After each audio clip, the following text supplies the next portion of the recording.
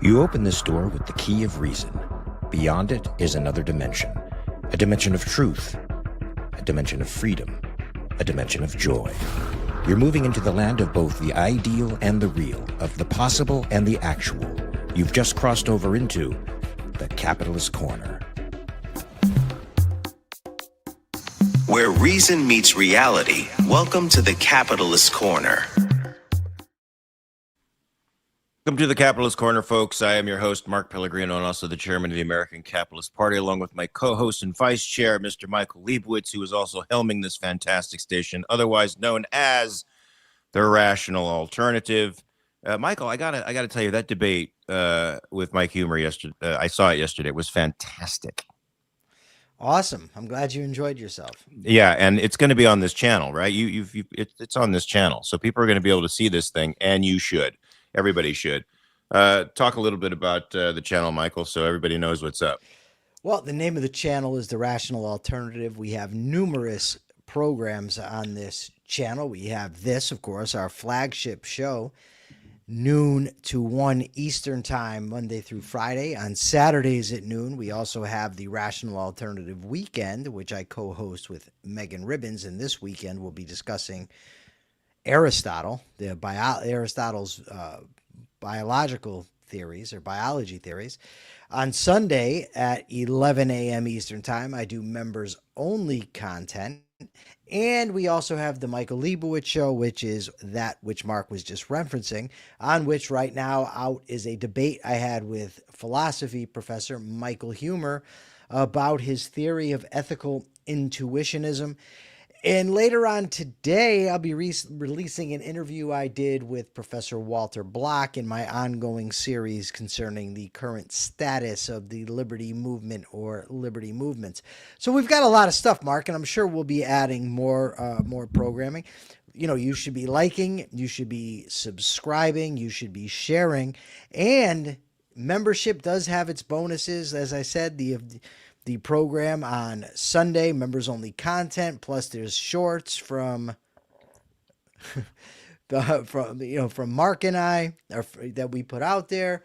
So yeah, a lot of good stuff. I'm sure we'll have some stuff coming up with Jim Valiant as well.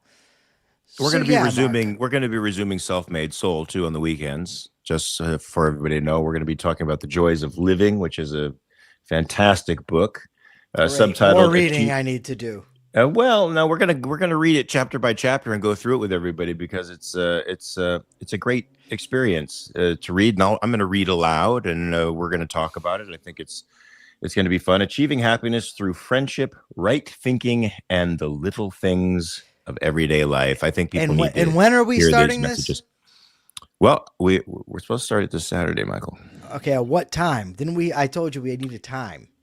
It's the usual time, the 9 a.m. thing, unless you need to shift it and we can make it a little bit later because I know you're doing a weekend thing. Well, I do the weekend show with Megan. It'd probably be better to shift it a little earlier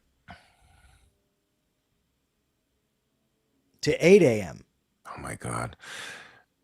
I would do that if my wife were not here from Paris because my setup here is in the bedroom and she will not be interested in that kind of thing on a Saturday at all. All right. How about 5 after 10?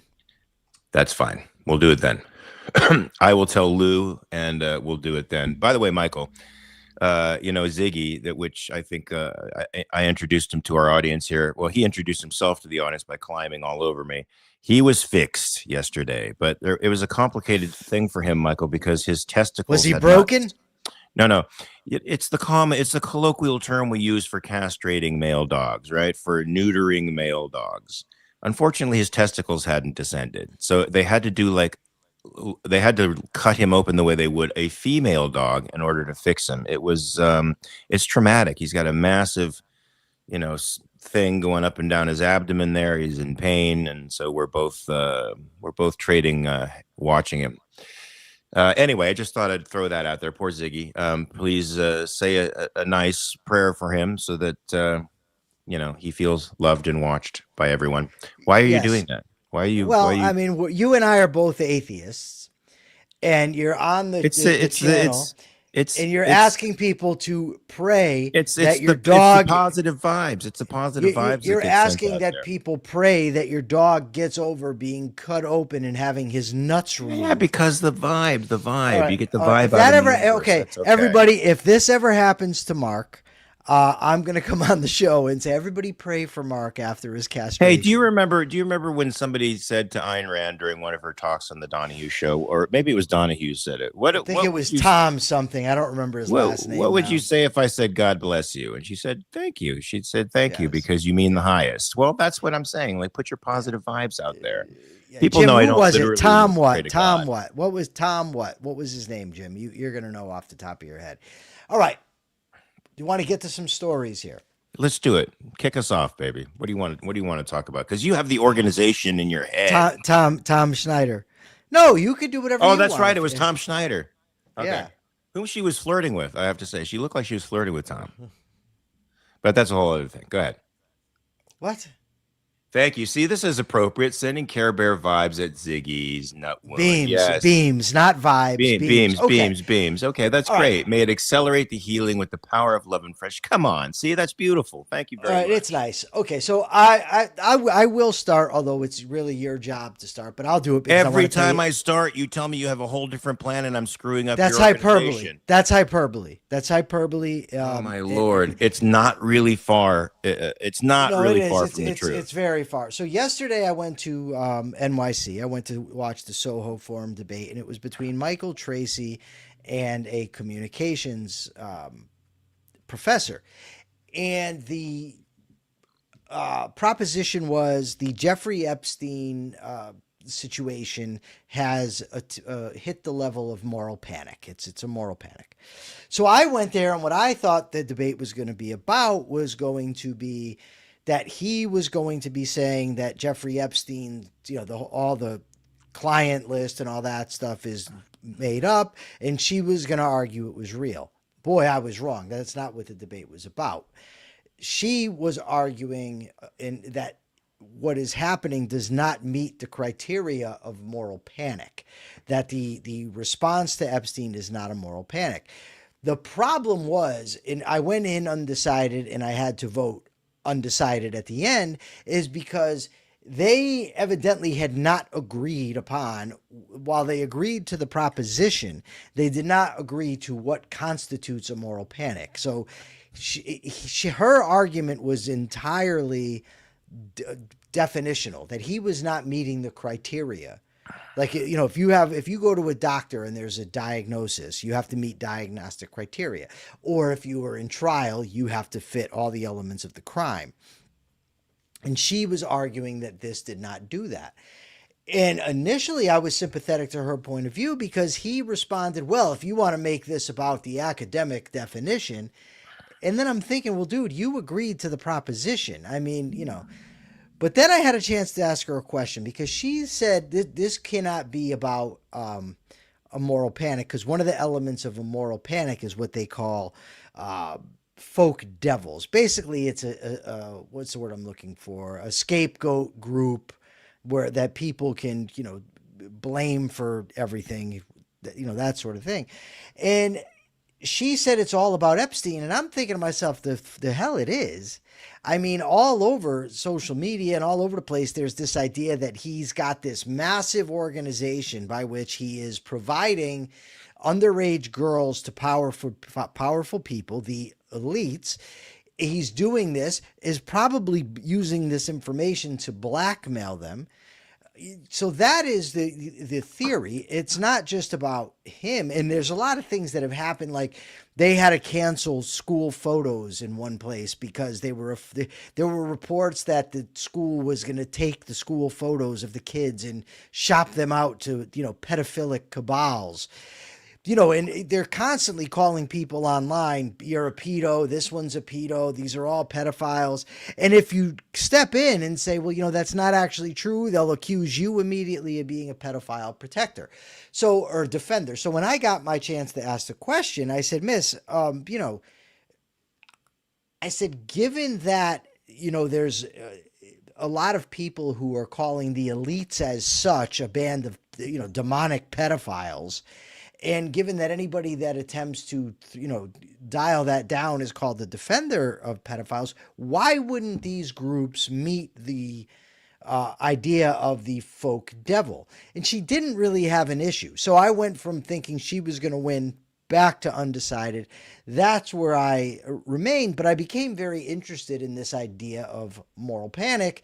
So when I got up this morning, I decided to read about it and make it the topic of today's show. And I sent you an abundance of articles. Yeah, Michael, this is what we're talking about now.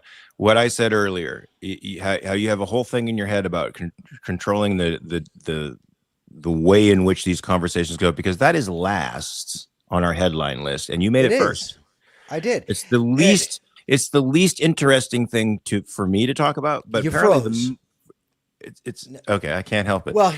It's the most interesting thing for you to talk about, least interesting thing for me to talk about. Yeah, here's the thing.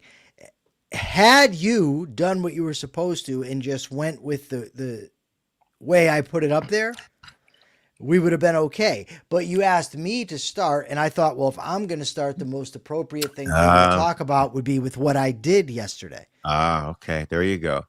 No wonder Mark gets confused. Yeah, see? No, Mark doesn't need help getting confused. No, actually I do. Anyway, but I want to talk about this just a little bit, Michael, because as you frame this discussion about moral panics, you're right. I mean, Epstein has become sort of the main scapegoat or the head of what I think a lot of people see as a left-wing conspiracy, where there's so many people on the left in positions of power and elites that are in this pedophile ring. And it is now a common slur for people on the right to call you a pedo. If you appear to them to be on the left, you're now a pedo. It's risen to the level of lizard people controlling, Washington. Yes. So you're right. I think that is sort of a moral panic, and the fact that the government has been releasing elements of the Epstein files piecemeal, and then with a lot of it blacked out and vetted by the DOJ and the intelligence community, it just adds more fuel to the fire, Michael. Yeah. So while I did not, I don't know, and I still don't know, because there's a lot of confusion over what this term even means, if it's a useless term. So I don't know if it technically qualifies as a moral panic, but I will say this: these Epstein files and the idea of Epstein has grown way out of proportion to what the evidence says. So a moral panic, this is the AI version. This is the standard, but it changes and evolves. It's the sociological concept that widespread, exaggerated public fear over a perceived threat to society values is intentionally amplified by media, interest groups, or elites, often targeting specific groups as folk devils. Now, from that, I would say that this absolutely meets the criteria for sure of a moral panic. It's widespread, exaggerated public fear, no doubt about that. It's intentionally amplified by media. She got caught up kind of in mainstream media, and I think was discounting the effects of social media. But this is the age we live in, and social media is certainly, a big factor. And it's been promoted by politicians, podcasters, pundits, as a way to amplify their influence, their reach, and their power. And the specific groups is anybody that they can call an elite, right? Yeah. The elites. So I had to say it was. So the foundational theory was by this guy, Stanley Cohen, in the 1960s, Mods and Rockers Clashes, he had in his book, Folk Devils and Moral Panics. Did you see Quadrophenia, Michael? Did you see Quadrophenia? The movie? No. Okay, because that's a mod rocker clash. It's all about that. So Sting's film debut, by the way. So some different views are: it's a condition, episode, person or group of person Fly by. emerges to become defined as a threat to social values and interests. But now there's this newer theory, and this was what Michael Tracy was referencing quite a bit, was this Eric Good and Nachman Ben Yehuda. And there is that there's a heightened level over a behavior or group, a concern, hostility toward folk devils as enemies. I think we certainly have that. Widespread agreement, at least among key groups, and certainly there's agreement among these groups. The reaction exceeds actual harm or evidence. Now, the last one is panics erupt and fade quickly. Well, that's going to depend on what you mean by quickly. And we don't yet know how long this is going to last. But it really got me interested, because people often talk about one of the sort of moral panics they reference are the Red Scare, that was a moral panic. And also the sort of satanic rituals that I have issues with the first one, Michael. I get the satanic rituals and satanic murders in the late 80s and 90s, because that really was a moral panic. But the Red Scare, I mean, there really were communists in government. I mean, there really were fifth columnists in the United States really trying to undermine politics at the time, and there still are. I mean, they're called the Democratic Socialists of America. Yeah, and I mean, I think a strong argument can be made that the Democratic Socialists of America are a far bigger threat to American liberties than the commies of the 50s were. Well, perhaps, but those commies of the 50s were giving away atomic secrets, and Right, brought but the that's Soviets no, but up to par in yeah, but the space Mark, race I mean, and atomic energy and yeah, I don't disagree. I think though that this idea that there was a commie every the saying, a commie under every bush, that they're on the cusp of taking over the government. That, I guess it's going to depend. And I don't, I didn't want to even talk about it. I was just going to tell you some examples that have been given of moral panics. Was the Red Scare, and then this. I know you don't want to talk about the details, and you're right. But I mean, how was Trotsky killed in Mexico? How was he killed? A whole network of regular civilians, dentists, hairdressers, passed along notes and information on his whereabouts until they finally pinned him down and killed him. That's what Running on Empty is about. I don't know if you've ever seen that movie, but a whole network of communists who are just regular everyday citizens. Sure. Who But are the trying. question is, what were they? Do you think that let me? And I'm not saying this. I'll get to it. But do you think that the United States was on the cusp or anywhere near it of being taken over by communists? No. Okay. So if somebody were promoting that idea, you would agree it's exaggerated. Yeah, I would. Okay. So that's where I don't, there certainly was a threat, but the question is it exaggerated? But anyways, I spoke to the woman afterwards, and I spoke to the guy. I want to interview her to discuss moral panics. She's told me to write her an email, so I'm going to do that. Hopefully I'll be able to get her on. But it was a lively debate.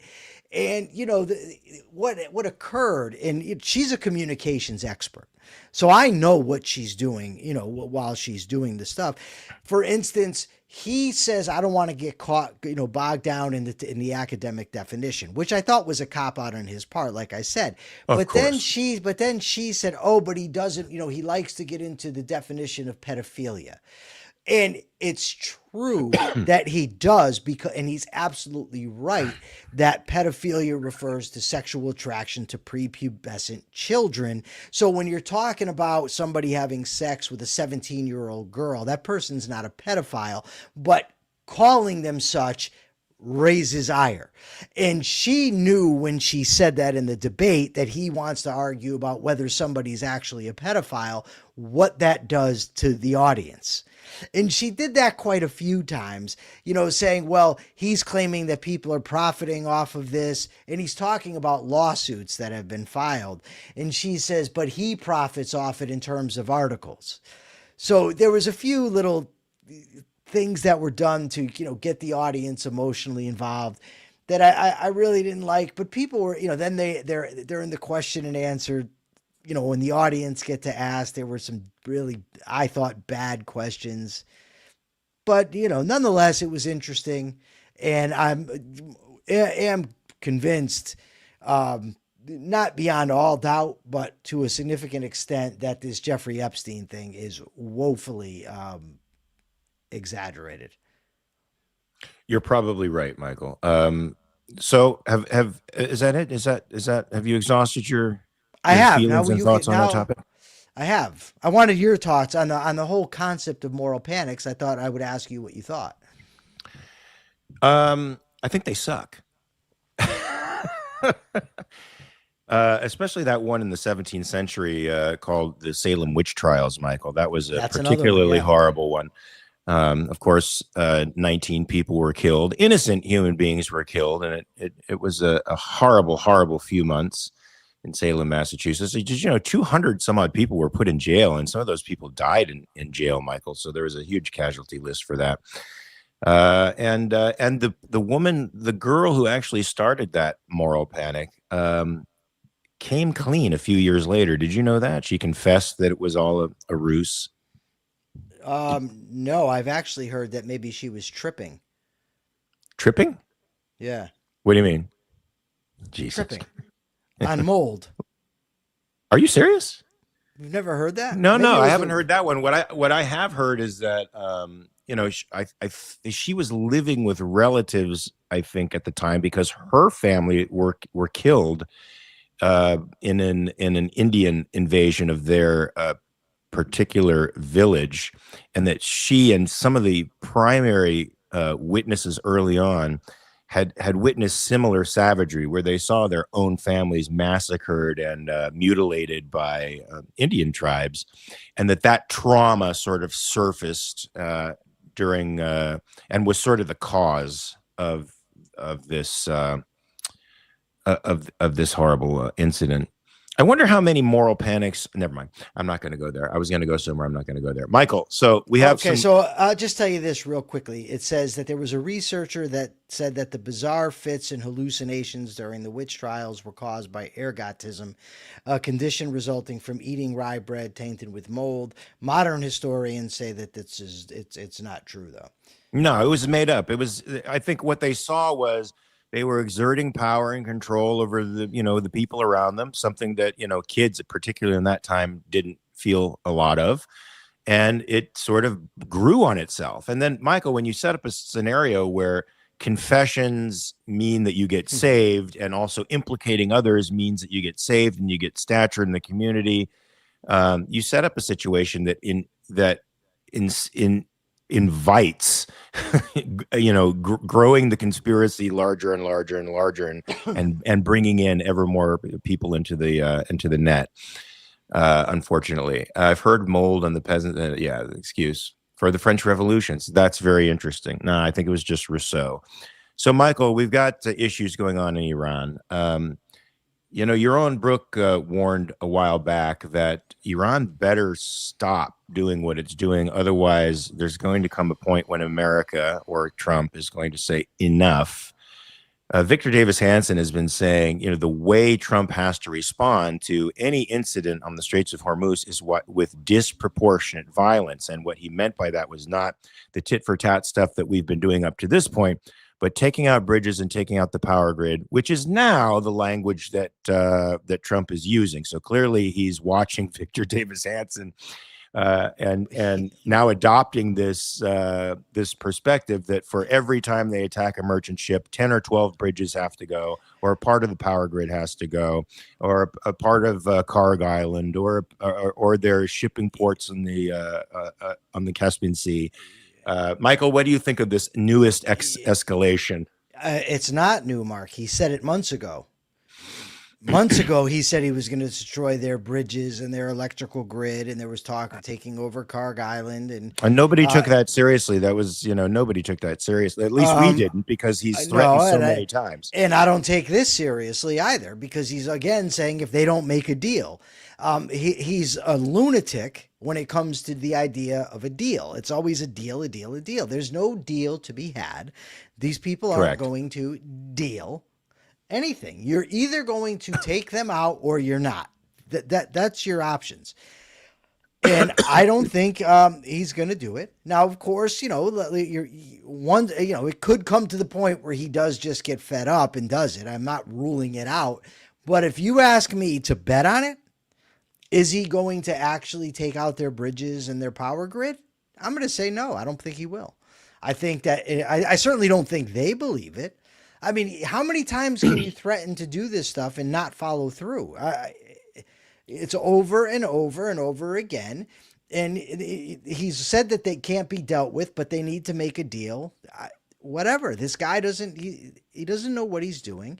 This war was a wicked mistake. It was unconstitutional, as we've said. It's way past anything with the War Powers Resolution. And but Michael, I don't see it getting anywhere.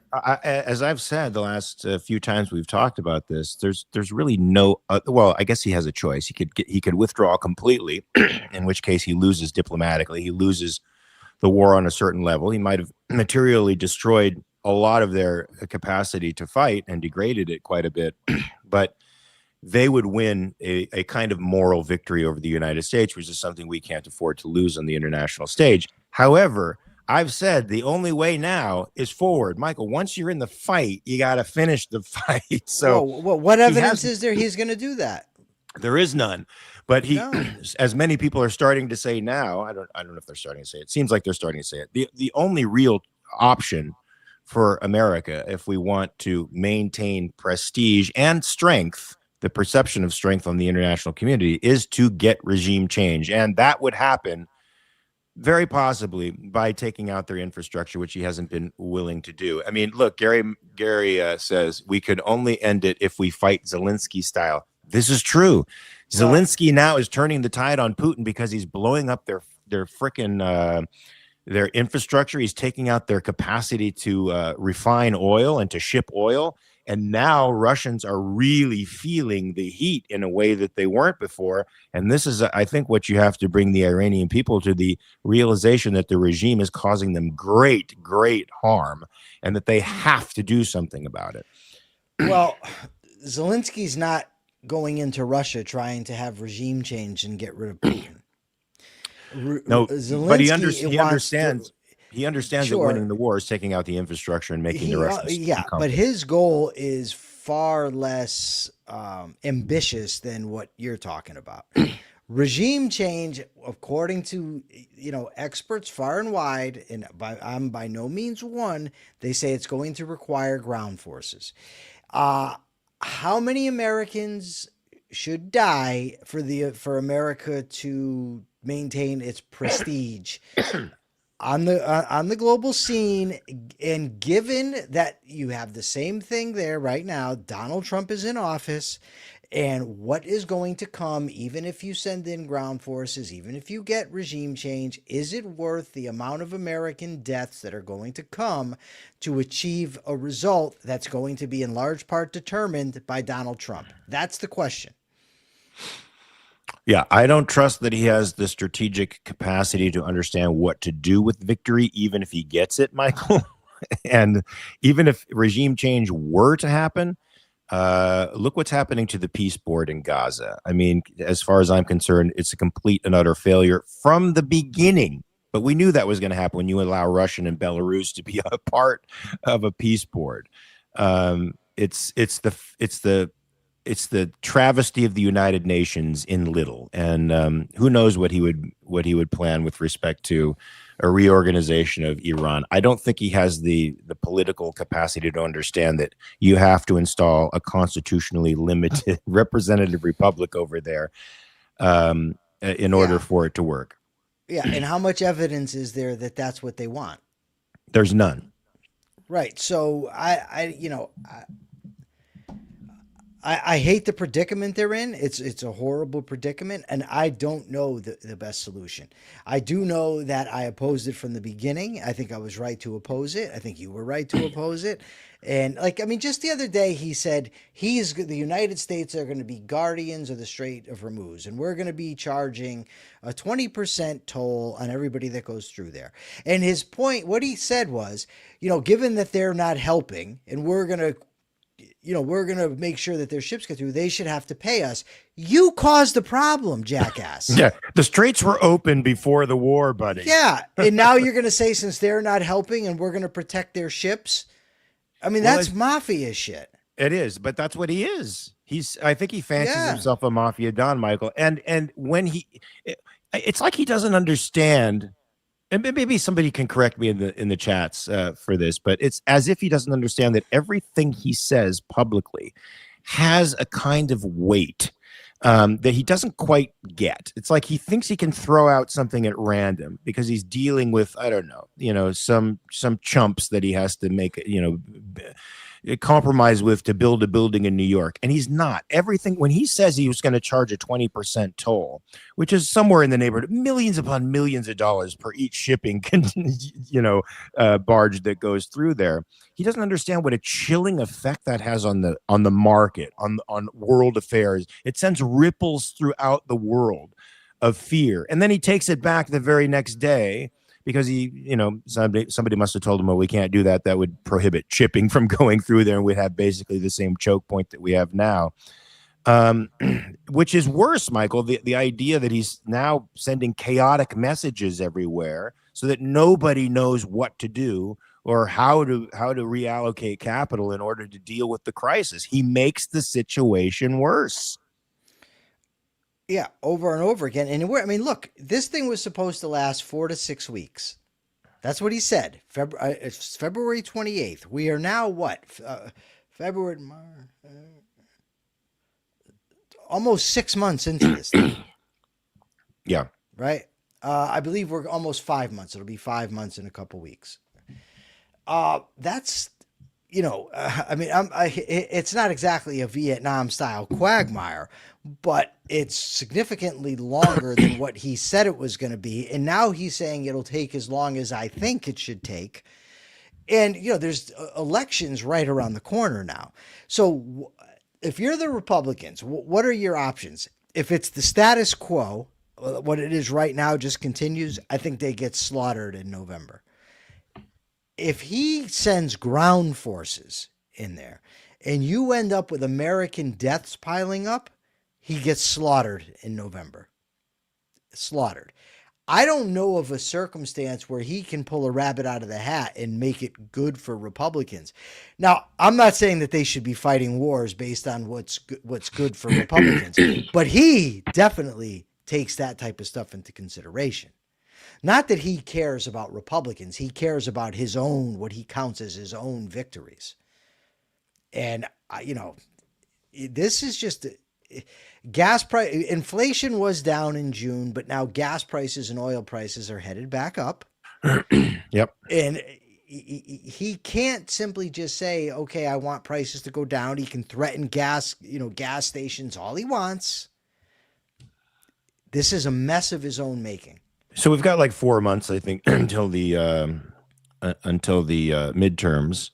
So he could be thinking, Michael, if he bombs some key infrastructure, if he takes out a power grid, if he takes out a bunch of bridges, or takes out the capacity of the Russians to stealthily deliver oil to the Iranians, or the Iranians to deliver oil to the Russians by taking out ports in the Caspian Sea, he may think that with the blockade and taking out their capacity to deliver oil anywhere, he's completely robbed them of their capacity to make a living, the entire country.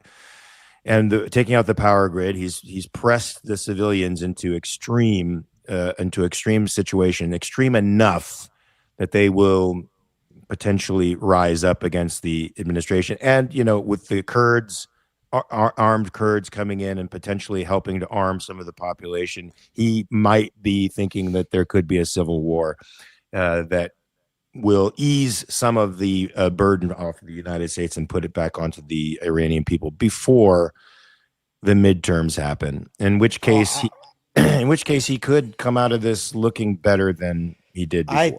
I don't think a civil war looks good for him at all. When the people that he promised help is on the way are dying in the streets because there's a civil war with no telling who's going to come out on top in the civil war.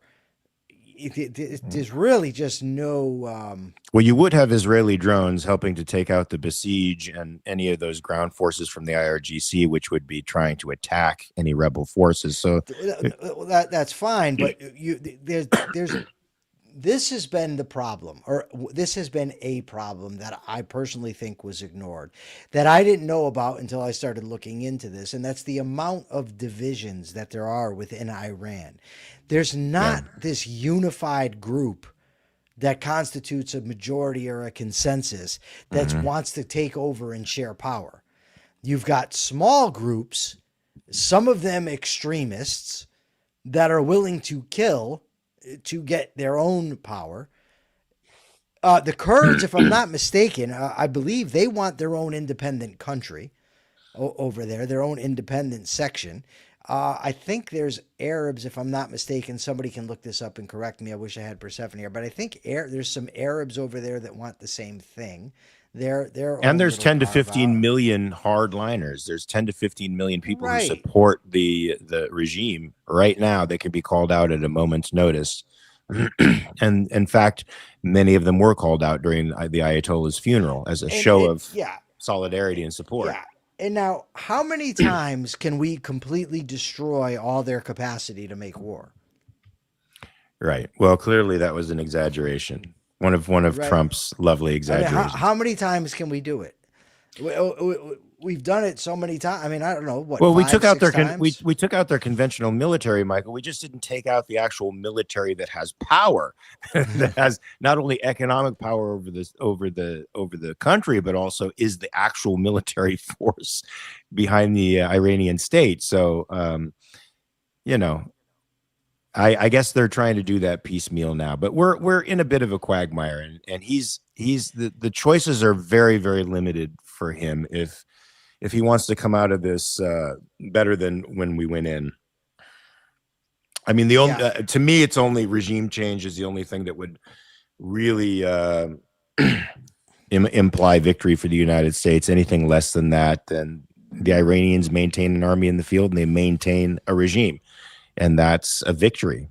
That's a victory. Even if we wipe out so much of the material aspects of their country, they still win a moral victory over the United States. All right. You want to go to the next one? Yeah, go ahead. No, you. You're the leader. No, you. No, you. You're the leader. Court packing. So, Michael, why did you choose court packing today as a topic of discussion? Well, because I have to choose among the most interesting topics, and it's Iran, more Iran, some earthquakes, I think, soccer, or court packing. Hey, the French lost. The French lost to Spain yesterday, man. That was a big deal. From what I heard, the French were supposed to be in the finals. You know what's ironic, Michael? France and Paris in particular would be totally quiet after the loss. But if they won, they would burn the city down. Isn't that crazy the way that works? Yeah, they're sickos. Yeah.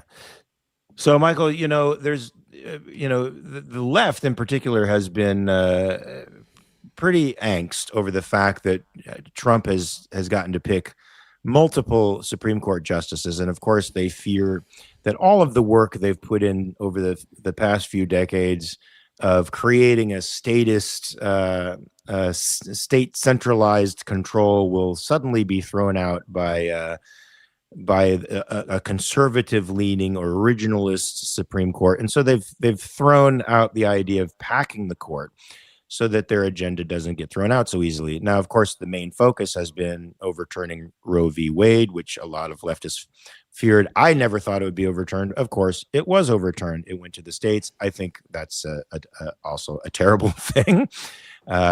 However, I don't want to pack the courts to try to preserve, that. It's something that I think needs to be dealt with on a different level. But Michael, this packing the court thing, you sent an article, which I didn't have a chance to read, the unfortunate necessity of court packing to stop America's authoritarian drift. However, everyone who's proposed packing the court has proposed packing the court to maintain an authoritarian drift. So I don't understand how this guy logically sorts out. Okay. Did you read any of the articles? I read Cato.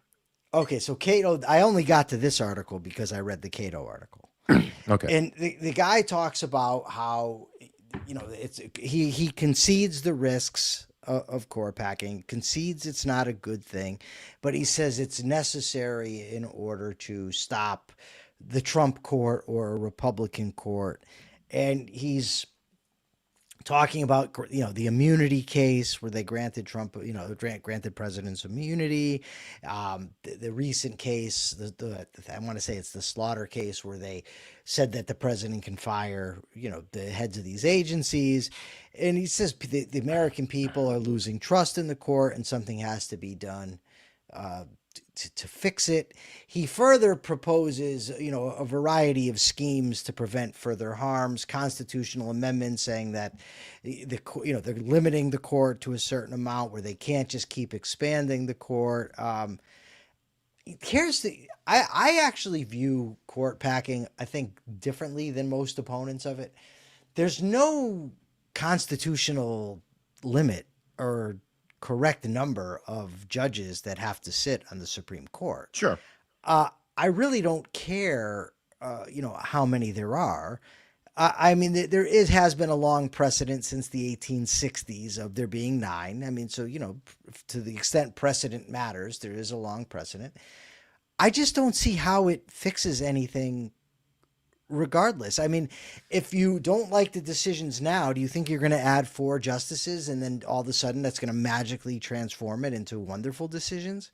I mean, if you, for instance, let's say that right now you took 4 liberal justices, 4 progressives, and put them on there.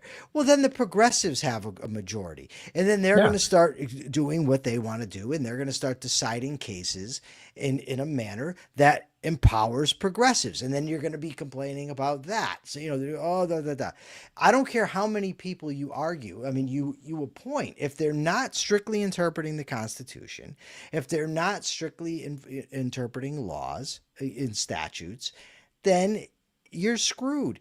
And it's always going to come back to, because they said, well, the guy wants to make an amendment where there's 18-year term limits, and that so that each president gets 2 appointments. It doesn't matter. That's ugly. None of this matters. Here's the thing, and this is the hard truth. Unless you have the populace that wants liberty, that wants freedom, it doesn't matter, right? The amount of justices isn't going to matter. They changed this twice in the past. The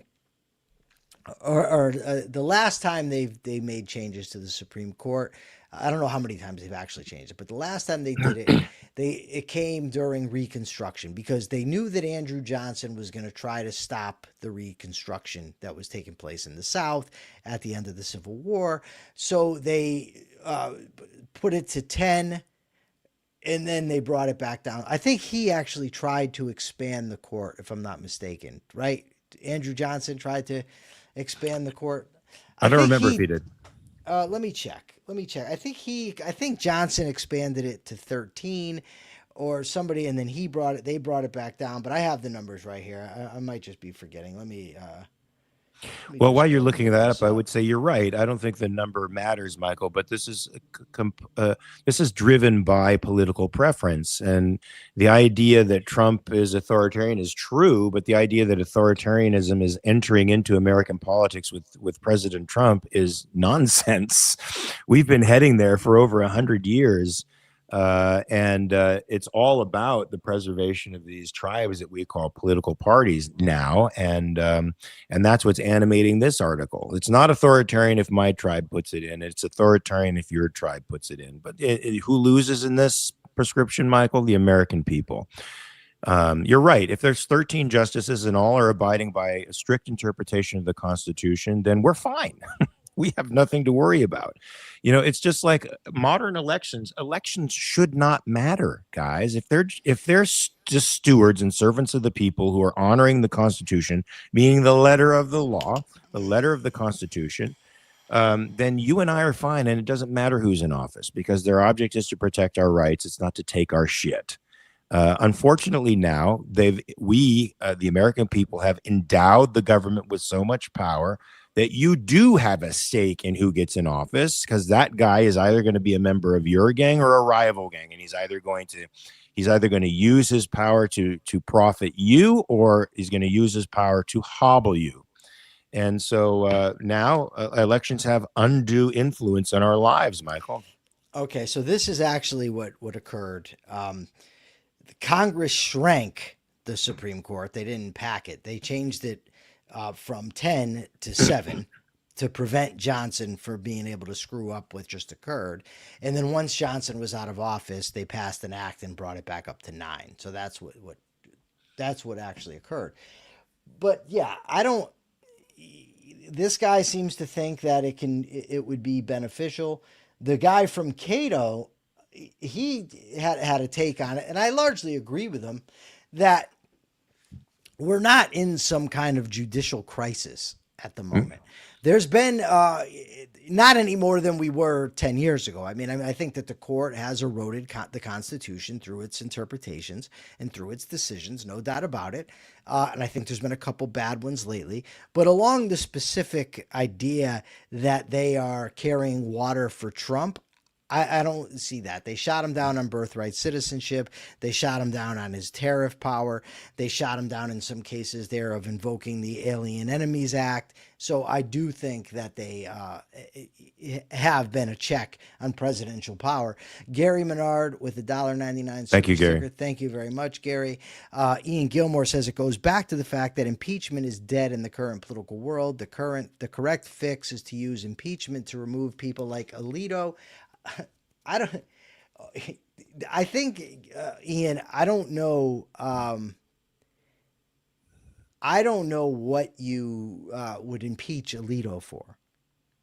Nor do I. I mean, I disagree with him, but that's not grounds to impeach him. I don't know what Ian, what would be your specific reason for impeaching him? Yeah, I don't know what that would be. I don't know what your grounds would be to impeach any of them, really. I mean, what have they done? Do you know, Mark? I can't think of anything that would be impeachable now. I believe they sit for through good behavior, and I don't know what he's done that has been bad. Yeah, if you could come up with something, Ian, that convinces us, then fantastic. That would be great. But Michael, impeachment certainly is a tool that can be used as a check against the judiciary. But as far as I'm concerned, the judiciary has done a fairly good job, and I'm talking about the state judiciaries, and I'm talking about the Supreme Court, has done a good job in some respects of checking Trump's power. Certainly the legislature isn't doing its job to check his power, and they've ceded a lot of their responsibilities to the executive over the years. So I've been quite thankful for the judiciary over the last couple of years. Michael, I don't know about you, but I think without them, we'd have a much more renegade president out there who wields a lot more power than he has presently. So thanks to some of the originalists on the court, he's been shackled a bit, and I'm okay with that. Ian, you're saying he hasn't recused from cases that involve personal bias, but in law, I don't believe that is an impeachable offense. Well, our resident awesome lawyer is here in the chats, and he could answer that question for sure. He hasn't disclosed financial gifts and luxury travel. I mean, they said the same thing about Clarence Thomas, didn't they? I think so. And do they have to disclose that stuff? I thought there was an argument respecting that, and Clarence Thomas won the argument temporarily. And there has been many attempts on the part of the left to get Clarence Thomas out because he is a real thorn in their side. He screws up the left's narrative completely. So yeah, if I'm not mistaken, I believe that they don't have the same type of ethics code that other judges have. I don't believe it's legally required for them to disclose that stuff. I could be wrong, but I don't believe so. And that's why the Congress has been trying to slap ethics codes on the Supreme Court. as a way of shackling them.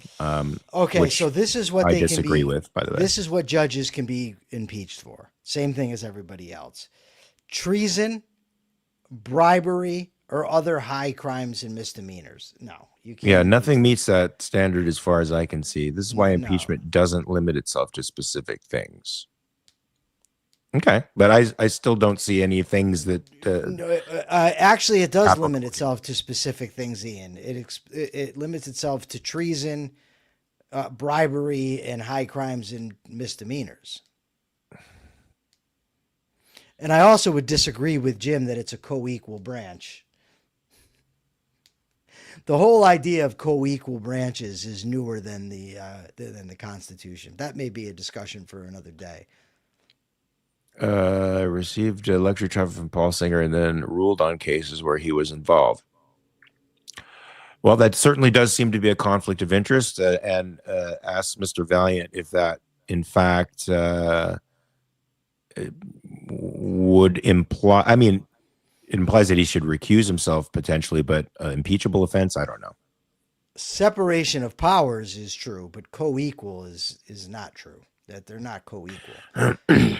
But that wouldn't be bribery anyways. I mean, you have to prove specific crimes, not just behaviors that we find untoward or we don't like. And that's, so I don't think you're getting to impeachment of Alito or any of them. I think that it always comes back to we the people. Always. Because it's up to us. We do not have three co-equal branches of government, dude. You should look it up, Jim. Look up the history of the idea that there are three co-equal branches of government.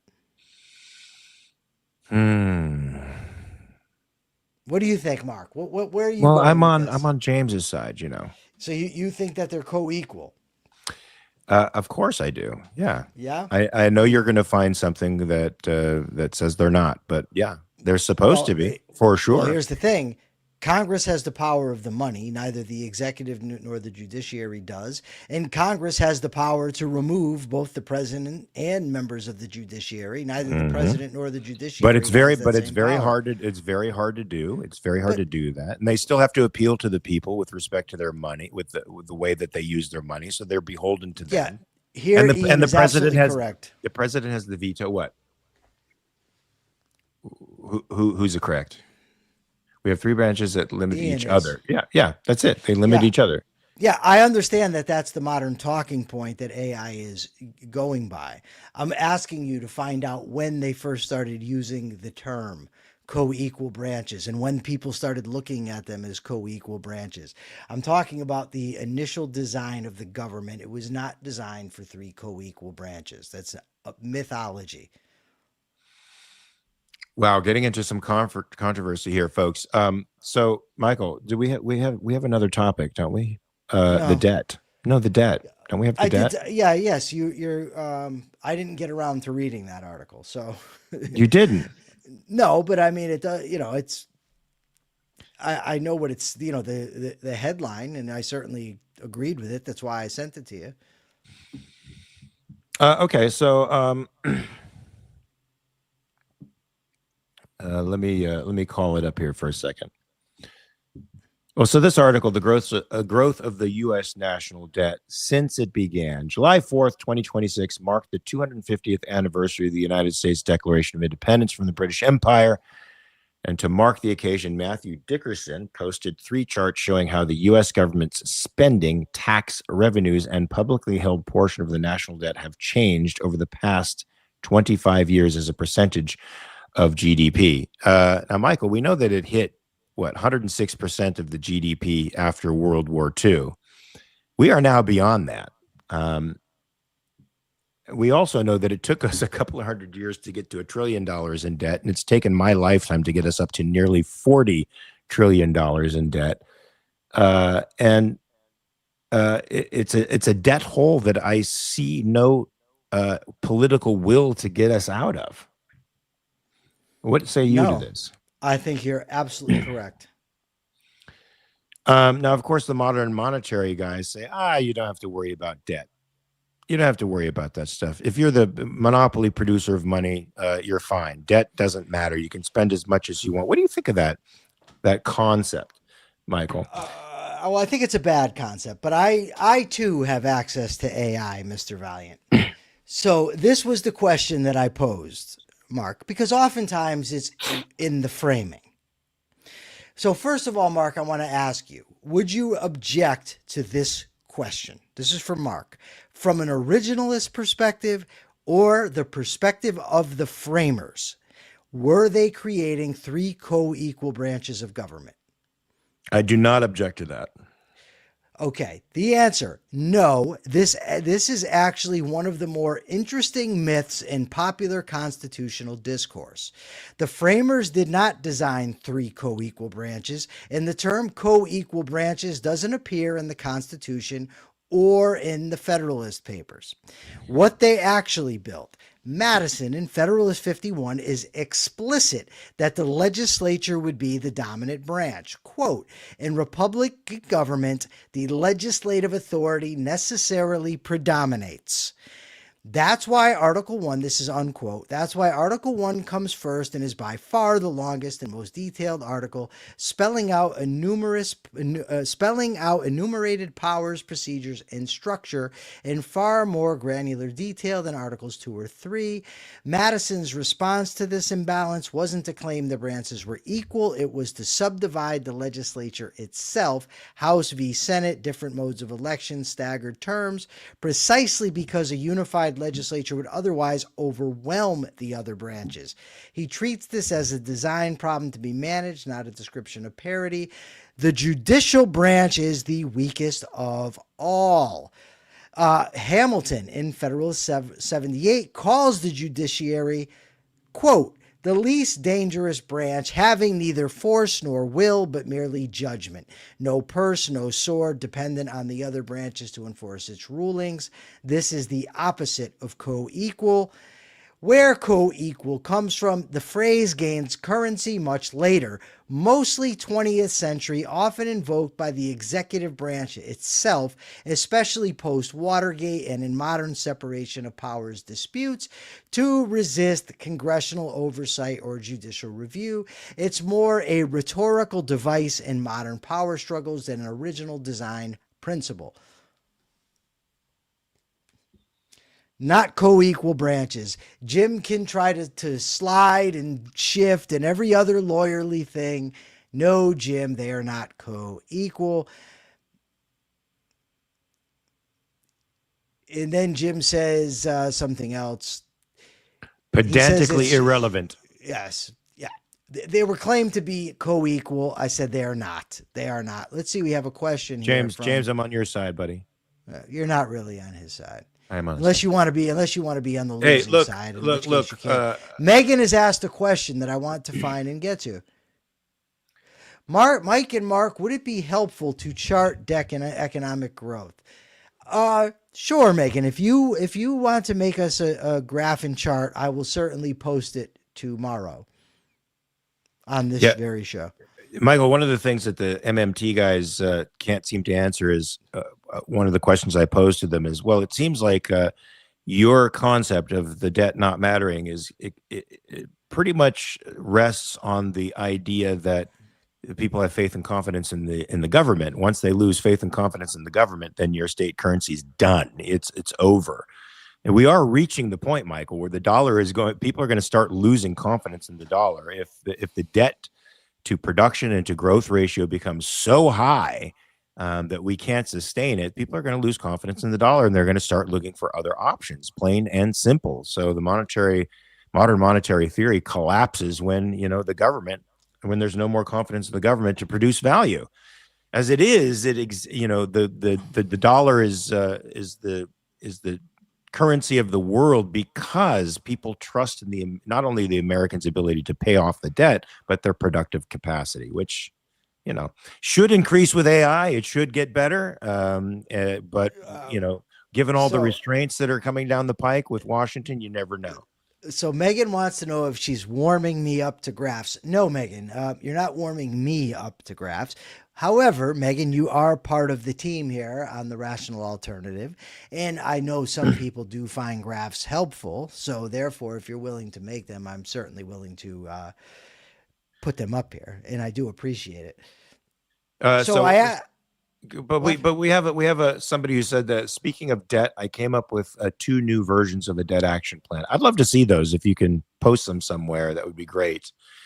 These ones have 20-year plans with specific steps, more mature and robust than the bird's eye. All right, I'd love to see those. If you could get them to us somehow, that would be great. Objective Verge. What am I doing here? Let's see. It seems like you were gonna get to one of the questions. Yeah. So the question I asked the other day, I was looking for a good HBO show to watch.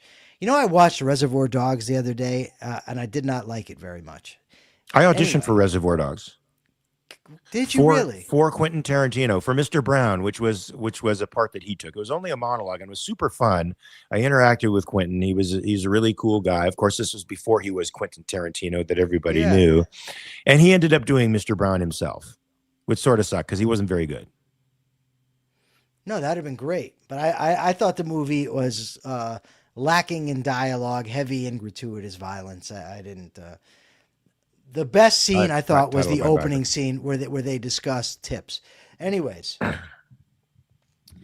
the question I asked was, are there any good HBO shows? Because we just got HBO Max that I could be watching.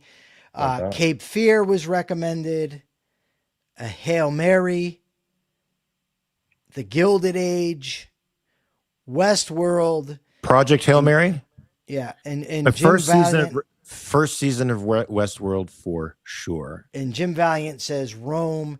And normally I like Jim Valiant's suggestions, but if he's going to insist that we have 3 co-equal branches of government, I may have to be questioning my reliance on his recommendations. Race, can you send me that information, please? Because I want to see that. I kid.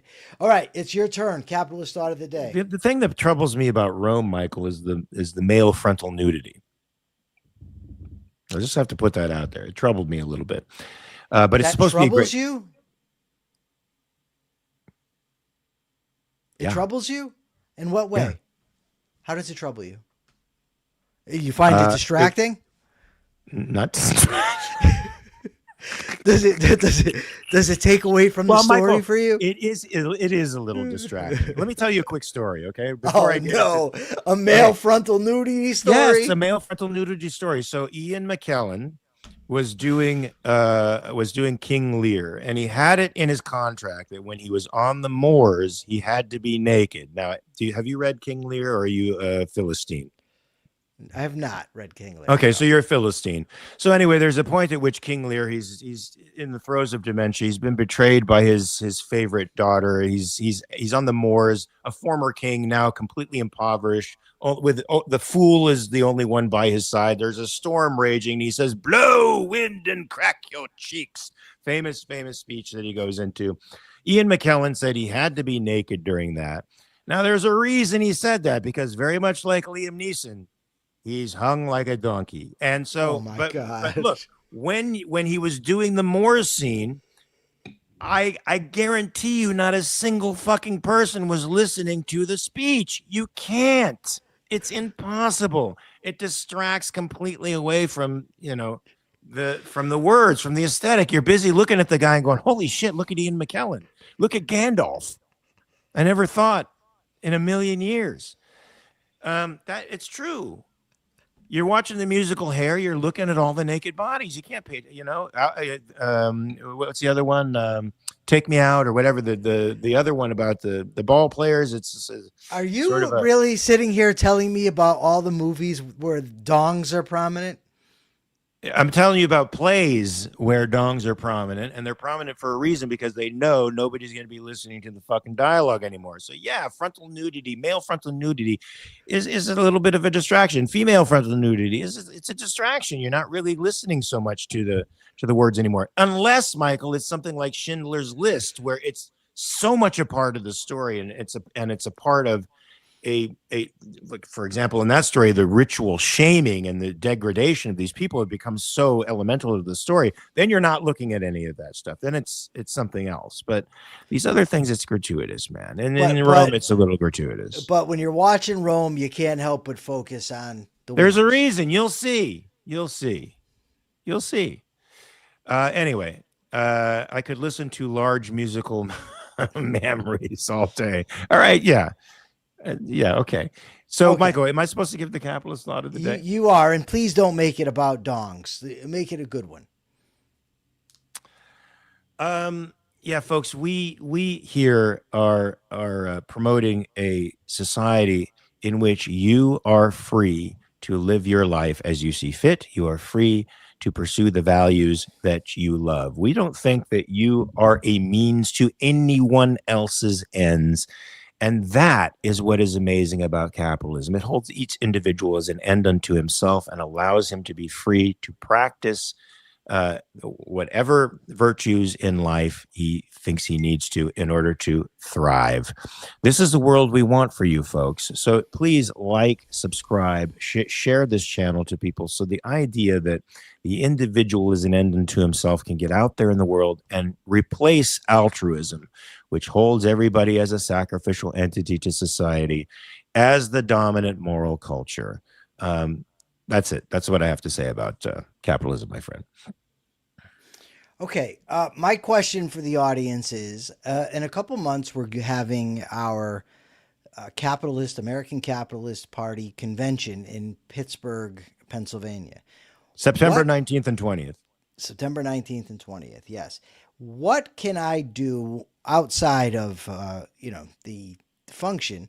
What can I do for fun in the Pittsburgh area? Is there any sites I should see? Whatever. If you know of any, please let me know.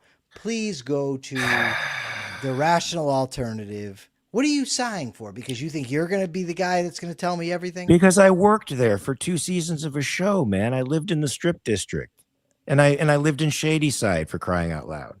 So that means I can't ask anybody else. I can only Well, ask you. Go ahead. You can. Go ahead. Whatever. Okay, so please just tell me if there's anything. And now I'm interested, because I'm going to ask Mark separately, because I know he won't go to the channel and look.